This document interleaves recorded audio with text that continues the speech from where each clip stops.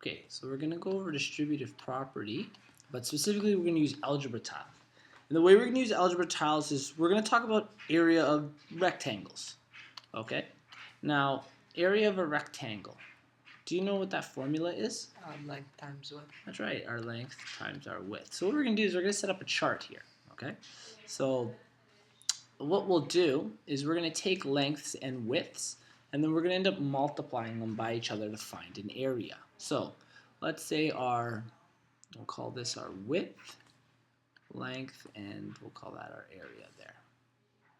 Okay, so what will our width be, our length be, and our area?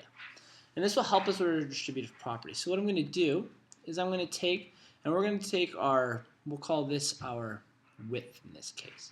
So we want our rectangle to be this high or wide, and we want the length to be, I don't know, 1, 2 of these, and then we'll even add 1, 2 of these. Okay, so essentially what I'm saying looks a little confusing to start, but I want a rectangle that's going to fill out this space. Okay, we want to fill out that space with the rectangle. Well, looking at our shapes, we can probably fill this out pretty easily. What shape do you think is going to really fill in this section here? X squared. The x squared. Okay, so we're going to say our rectangle is only going to be within our red region. These are just defining the lengths and widths. So within the red region, that's where our rectangle is going to be. So go from here to here to here, and then across to here. Good. So you're right. That looks like it'll fit in the first spot.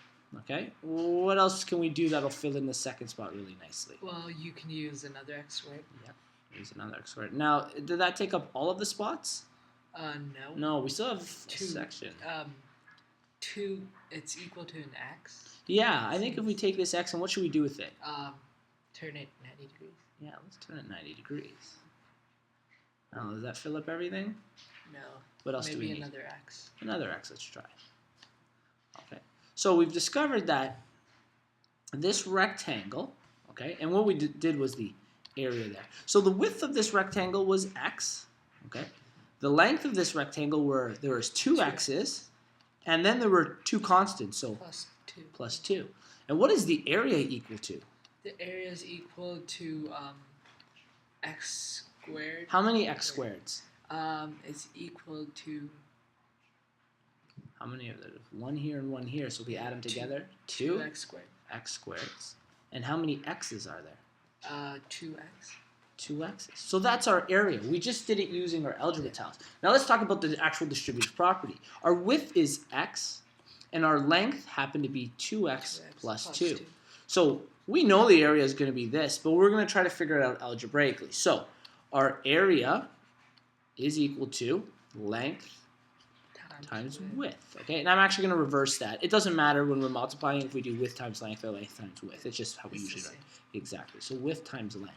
So let's first replace the width with the width we have, which is what value? X. Okay. So x multiplied by 2x plus 2. That's right. This guy in green. 2x plus 2. So 2x plus 2. Now I've got to multiply these 2 brackets, and if you notice in one of the brackets I have 2 terms. This is where we use distributive property. Okay, so we take the first term and we multiply it by both terms in that bracket. So when we start this off, we do x times 2x. Do you know what that will be? That would be 2x. Not just 2x, but it's going to be 2x. And because of x times x, we add the exponent squared. Exactly.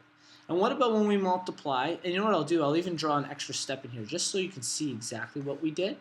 We multiplied x. So I'll do the x's in blues and the length, the widths in green. We did x times 2x, and plus we're doing x times the value of 2.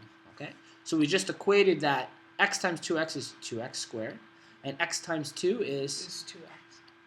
And lo and behold, by distributive property, we found the same thing geometrically when we used our rectangle. Okay, So when we're doing distributive property, we take our value and multiply it by both terms inside of the brackets to find out what our answer is going to be. Okay, and that's what it looks like with actual visuals to it.